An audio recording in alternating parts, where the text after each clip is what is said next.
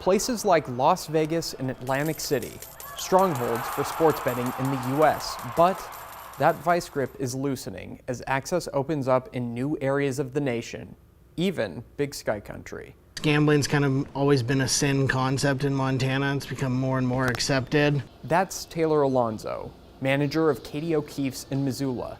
He agreed to an interview but requested we not show his face. One of the hottest attractions for bettors right now is college football and the NFL, according to the Montana State Lottery. You're involved from the first quarter to the fourth quarter. You don't want to leave, you want to watch it end. Like, you have a purpose, there's always a chance. That chance is keeping people glued to their seats at Katie O'Keefe's in Missoula. It's entertainment, and now with sports, it's just something that goes alongside it. You have a beer, you have a bet, and you watch the game. It's not just the thrill of the action bringing bettors into Montana's bars and casinos. They must use a state-licensed kiosk to finalize their bet. You can start the process from the comfort of your own home. Open the Sportsbet Montana app on your phone and place a wager.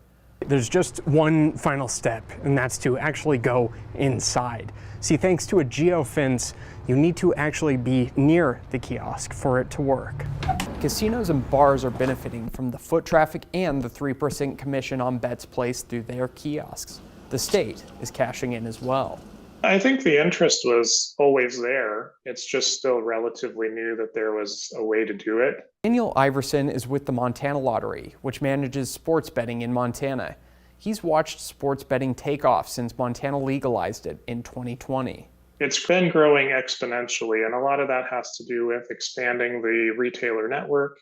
A lot of it has to do with just strengthening the brand, getting the word out there. I wanted to know more about what the exponential growth means for payout to the bettors and revenue for the state. I dug into the numbers to make sense of it all. From 2021 through June of this year, sports betting totaled nearly $147 million. Over $125 million went to payout to bettors. More than $6 million went into state coffers in the same time frame. So, what happens with the money that goes to the state? Sports betting profits are part of Montana Lottery's total revenue, which funnels into the state's general fund. Also, a portion of lottery profits goes to a STEM scholarship program for Montana students. I think Montanans are, of course, very proud of their state, and they like to see when the money stays in the state. I posted extended interviews on this topic in my article at NBCMontana.com. Reporting in Missoula, Bowen West, NBC Montana.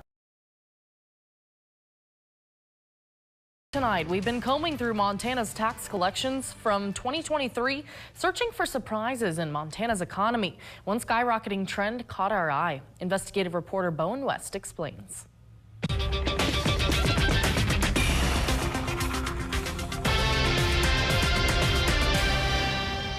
They're called bed taxes, and they're collected from guests of hotels, bed and breakfast, campgrounds, and other areas in the hospitality industry.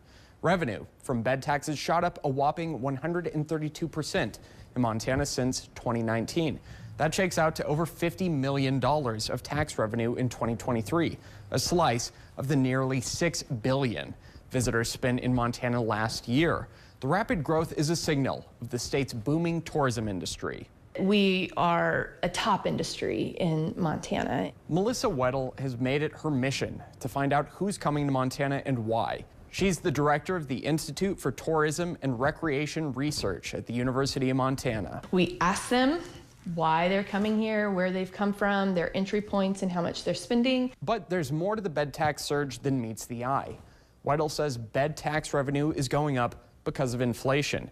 She points out that visitation to Montana has stayed roughly the same for years. I think it is a solid part of the economic diversity of Montana, and it is a strong industry that has probably kind of stabilized. Here's what stabilization looks like. Over the past 8 years, visitors held steady at about 12 million per year.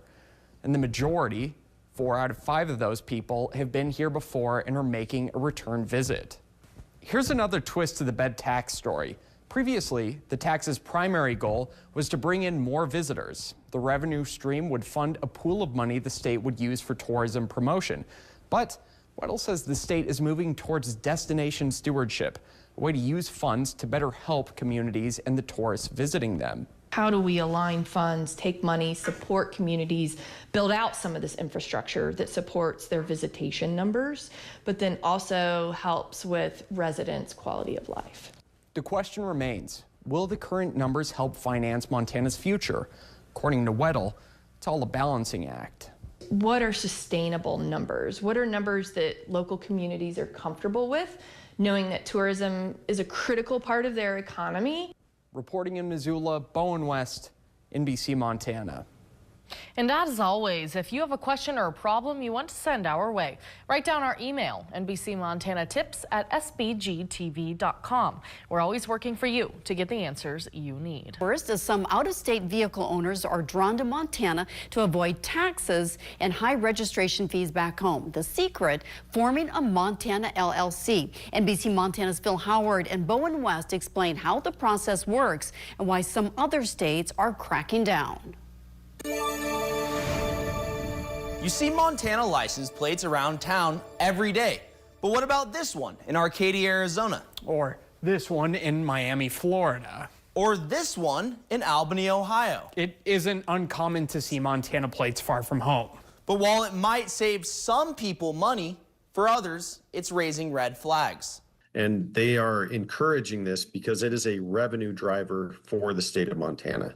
Here's how it works. With help from a local business, anyone can establish a Montana-based limited liability company, or LLC, to buy a vehicle, RV, or boat and register it with limited fees as long as it's based in the state. It's going to generate significant revenue for the state of Montana. So you want to register a vehicle here? Go ahead.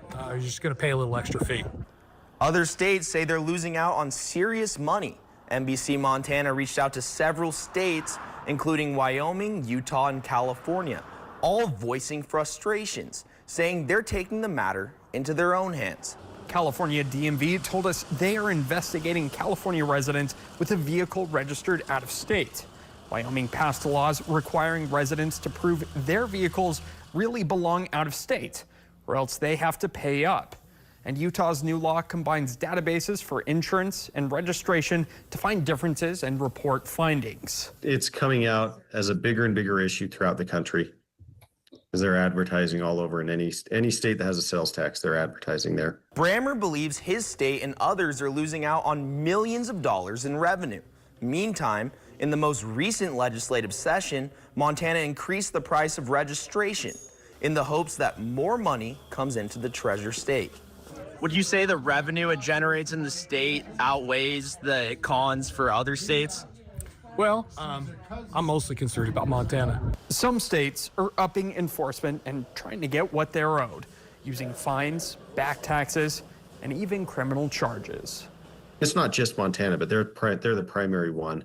You know, they are not willing to cooperate on this. For now, Montana's roads and laws remain a lucrative destination for luxury on wheels. Reporting in studio, I'm Phil Howard. And I'm Bowen West, NBC Montana.